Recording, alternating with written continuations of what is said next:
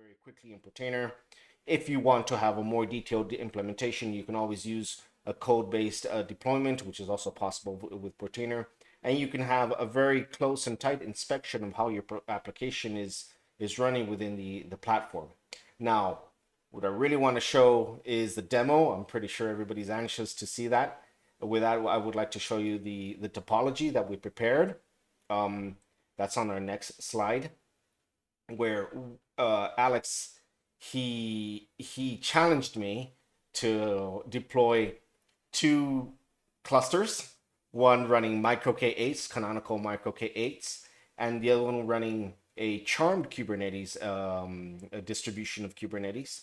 And the idea was to have on each cluster two MySQL databases running and in sync, receiving data from some source. And the source I prepared are two IoT sensors that are sending the information to the micro K8's environment. And everything is being managed by one instance of Portainer via Portainer agents that can manage both clusters and the applications that have been deployed. You can see right here on the databases that there's the images that we used were the ones that Alex just described earlier. We used the Ubuntu images, the LTS Docker images that Ubuntu is curating for this implementation, both the MySQL database and the Grafana dashboard. So without further ado, let me jump straight into the demo and show you how we did this very interesting setup. So I will share my screen now. I will stop sharing now. Thank you, Alex. There we go. Okay. Right. So what we have here, let me start with showing you the environment. This is a Portainer instance. It's running on a separate machine. It's not running in any of the two clusters, although I could have deployed Portainer on any of the two clusters, but I decided to have a separate instance where I connect to these two different clusters via what we call Portainer agents. And the way you can deploy a Portainer agent is by very easily setting up a command where you download a YAML file from our repository and very quickly deploy these agents, through which you can connect to several instances or Kubernetes environments. So here I have what I showed you previously in the topology, the charmed Kubernetes, and I also have my micro K8's environment here being managed by Portainer. So let me start with these. But before that, I almost forgot. I wanted to show you how it all started. Obviously, you have to start somewhere, and the command line is something inevitable for all of us. And here I'm showing on my left-hand side the micro K8's instance running. It's one node running here on my network. I have a lab here at home where I do all the crazy stuff, and I have this micro K8's cluster running with these plugins enabled. Something I would like to show is that Portainer is a plugin to the micro K8's distribution already, so you can very quickly and very easily also deploy Portainer using a micro K8's distribution. And on my right hand side, I have a charmed Kubernetes environment. I did a simplified deployment. I didn't do a full deployment of charmed Kubernetes. Otherwise, you'd see a lot more machines here, because the charmed Kubernetes is really a distribution that you want to use on a heavier or more, let's say, demanding situations that require high availability and more resources. But this, for the purpose of this demonstration, I have a smaller set of a charmed Kubernetes distribution with one machine that you can see that is running on Azure. And it's basically one machine running in this environment. And once I set up these two infrastructures, I deploy the Portainer agent on both these clusters, and I have them managed here on my Portainer instance. So okay, so now let me go to the let's say the smaller environment, the one running here locally in my lab. And what I have here is basically two things running. And as you can see, I'm using the Ubuntu created images.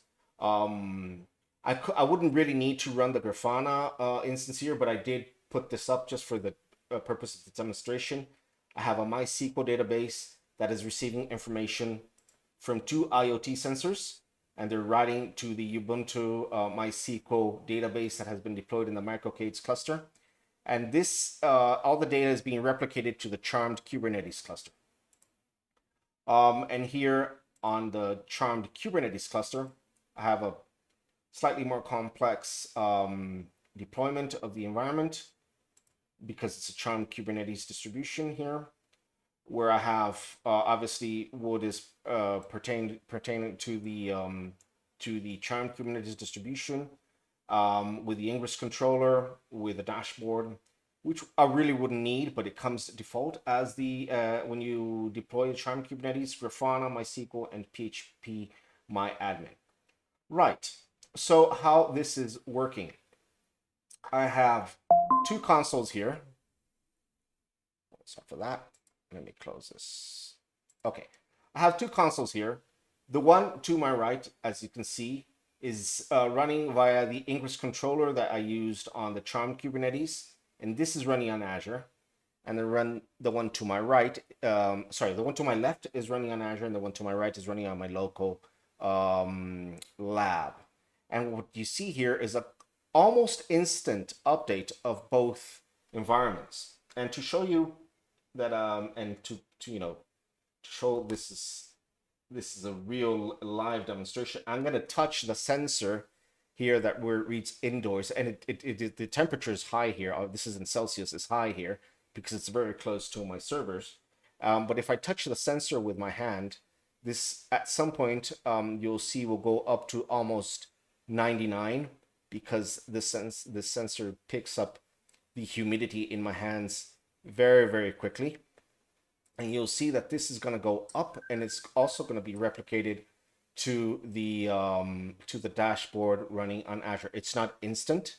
It's probably already on 99%. It's a percentage reading.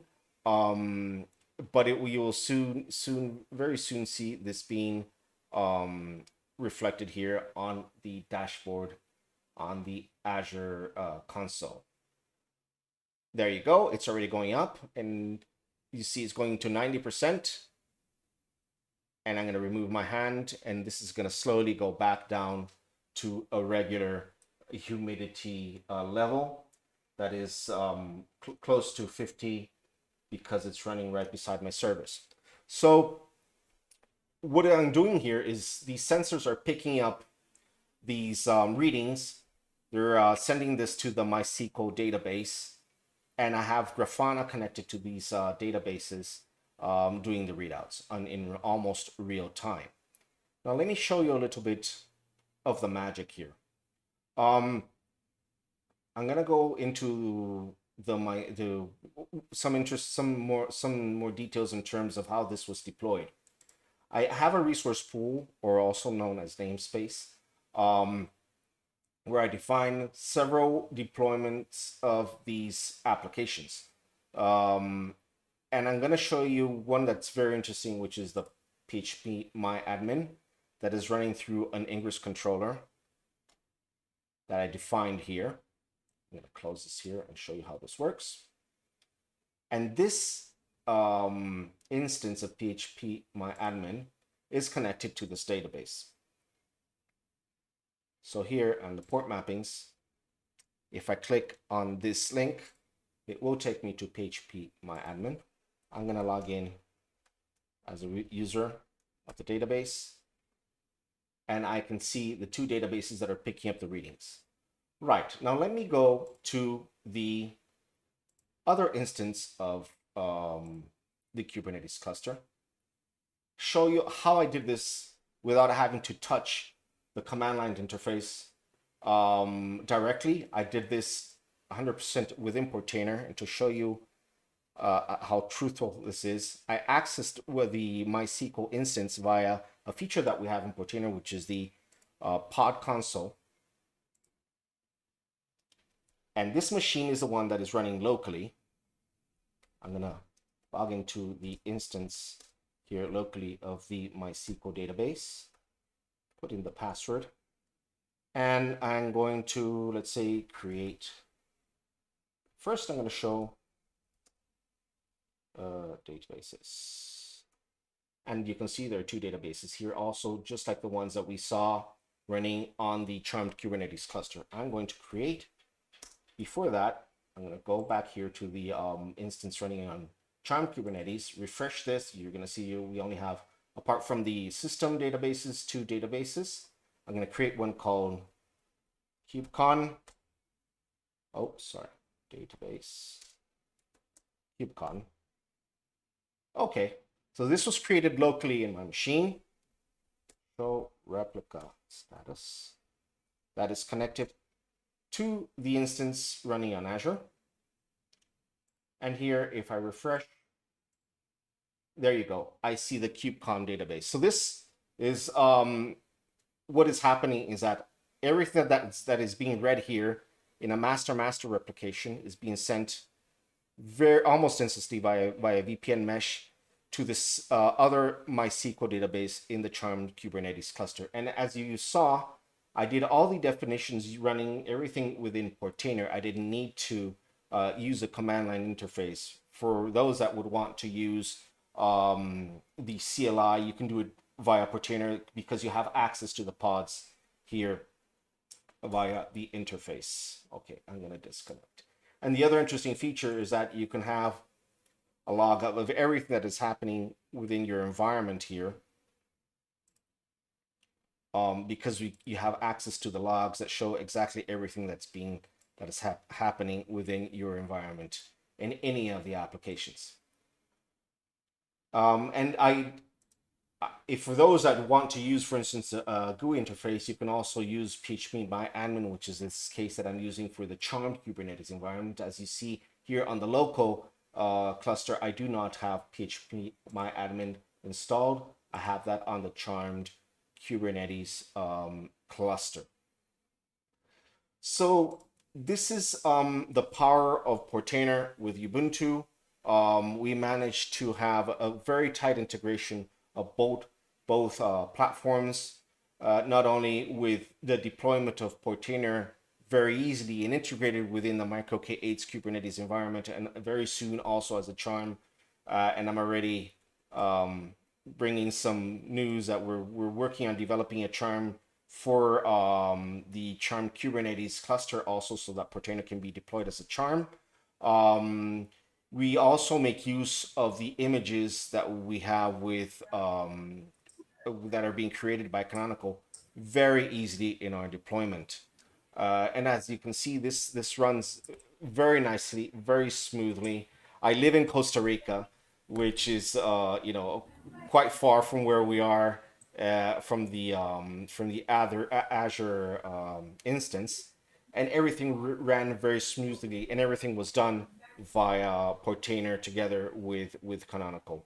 So that was pretty much the demonstration. I hope you enjoyed it, and I would also like to pass the word to Neil to make some closing remarks. We have 5 minutes, almost 5 minutes left. Neil, if you could kindly give a bit of your insight here on this Well, event.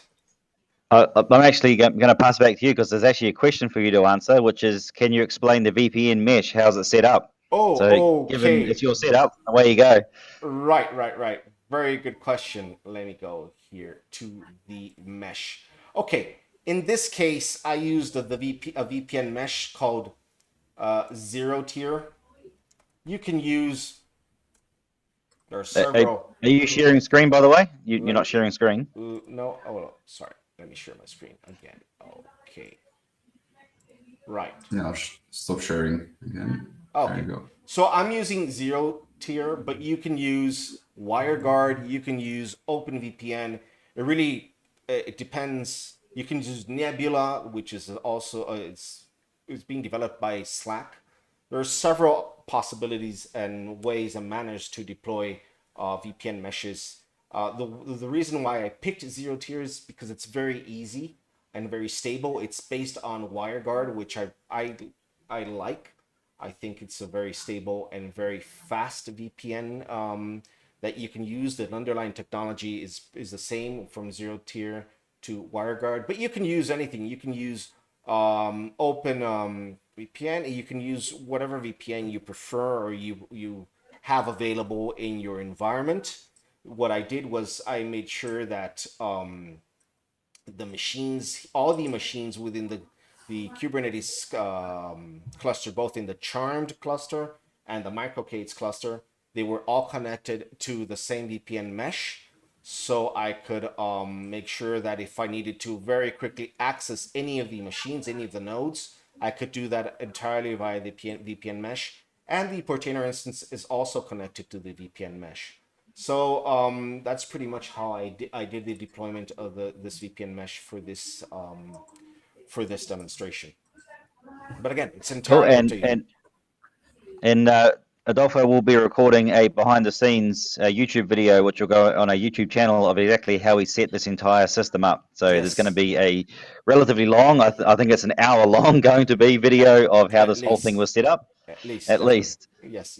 It would be an hour long. Well, the whole goal is for us to work together to reduce the time that's needed to set this whole thing up. So hopefully it can be like 15 minutes or 20 minutes or so. There you go. Alex challenging me again. He likes to challenge me all the time.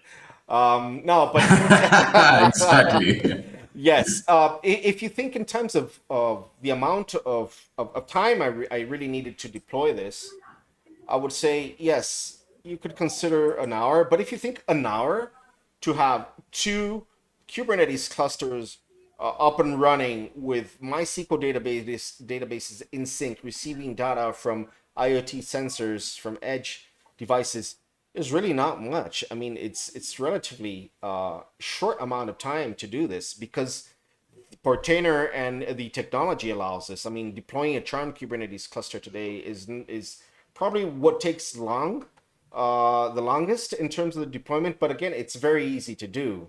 The MicroK8s distribution is, God, that is so fast. You can do that so quickly.